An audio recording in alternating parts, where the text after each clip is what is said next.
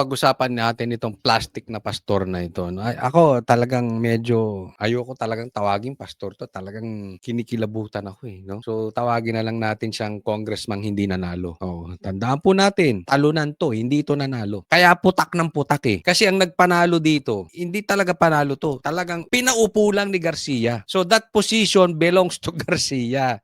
Magic yan. Yung panalo, hindi pinaupo. Yung talo nagpupuputak. Ang lakas ng loob, ang kapal na mukha. Sa bagay, bayad utang eh. Kailangan niyang banatan. Yung kalaban ng amo niya. Member din ako ng ng Committee on Ethics. Talagang pinag-usapan namin. Ako nga, Member siya ng Ethics Committee. Talagang pinag-usapan nila si Kiko Barsaga. Kung anong gagawin kay Kiko Barsaga.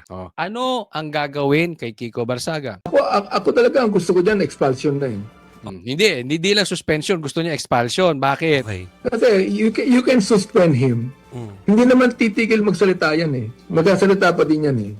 Maliwanag. Yan ang purpose. Yung katulad ni Kiko Barsaga. This is not an isolated case. Si Kiko lang kasi, malaki ang platform dahil congressman. Pero sa kanya galing, para tumigil magsalita. Kasi nga, kung sususpindihin mo, habang suspended, magsasalita at magsasalita pa rin. That exactly what the congressman wants. Yan ang talagang, hindi lang mga congressman, yan talaga ang ginagawa ng mga politikong involved sa ghost projects. Or kung hindi man involved sa ghost projects, yung bossing nilang pinagsisilbihan, yan ang gusto. Manahimik si Kiko, manahimik si Lebiste, manahimik si Defensor, manahimik si Chabit, manahimik ako, manahimik kayo, manahimik tayong lahat. Tuloy ang nakaw, wag niyong pansinin yung ghost projects, punta tayo doon sa impeachment dahil sa 150 million lang ni Sara. Kaya yung 3 taon na ginagawa sa atin, let me repeat this, yung 3 ginagawa sa atin, sa mga politiko at sa mga vloggers katulad ko at sa mga katulad ninyong mga manunood, sinabi in one sentence ni Abante. Magpapatayin mo na kaya para manahimik. Ba't alam mo ba pag tinanggal mo yan? Kasi yun nasabi niya, pag sinuspindi mo, hindi naman titigil magsalita. So expulsion, tanggalin. Hindi kasi parang ganito. Hindi po ako nag-aano ng violence ha. Ano po yan ha? Ang ibig ko lang sabihin,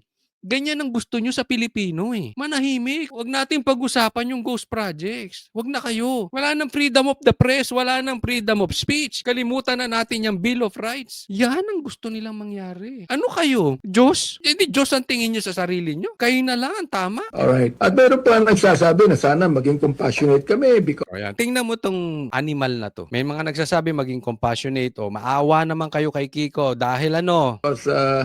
he has a para bang neurotic attitude. Sabi ko, Condition, he yeah, does not spectrum, believe, yeah. he does not believe that he has a mental, a mental problem. So, sinasabi niya, maawa naman daw kami sa kanya, 'di ba? Pero siya nga hindi siya naniniwala, may sapak siya. English lang kaya maganda pakinggan. Pero yan ang ibig niya sabihin, neurotic. Sa madaling salita, may tama si Kiko. Ako hindi naman ako medical expert, okay? Hindi ako doktor. Nakita ko na rin sa personal si Kiko. At si Abante hindi ko nakita sa personal pa. Pero looking at it, Abante parang ikaw may tama. Oh, maybe Kiko is weird dahil he is different, di ba? I don't know. Hindi ko sa pinagtatanggol si Kiko. Pero pag nasa kongreso ka at di ka nagnanakaw, magmumukha ka talagang weird, di ba? Ay, hindi ko alam kung nagnanakaw si Kiko or hindi. Pero with just that example, ikaw ang kakaiba, di ba? I think it's safe to say na mas maraming magnanakaw kaysa hindi magnanakaw na congressman. Even mga congressman kasamahan nyo, sasabihin yan, di ba? So magmumukha kang weird kasi ikaw eh. I mean, it's the same thing as sa edad ko, sino ang hindi naninigarilyo at nagiinom. Magmumukhang weird. College ka, fresh graduate ka, hindi ka naninigarilyo, hindi ka nagiinom, magmumukha kang weird. Pero ang tanong, sino ang tama? So kung ako titingnan mo, Abante, ikaw may tama. Isipin mo, pastor ka, wala kang compassion. Papalabasin mo na hindi tayo dapat maawa dyan, tas babanatan mo sa TV. Ikaw may sapak. Hindi siya naniniwala dun eh.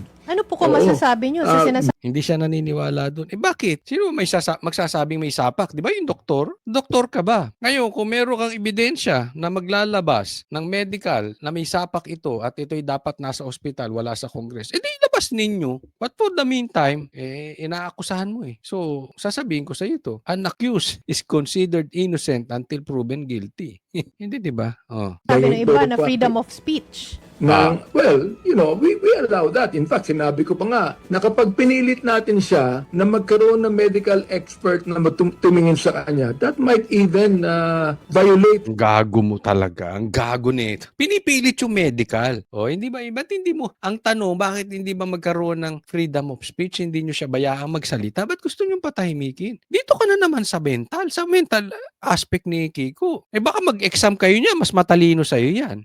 His rights as a person. So, nasa kanya yun eh. Nasa kanya. He can still speak outside Congress, but not inside Congress.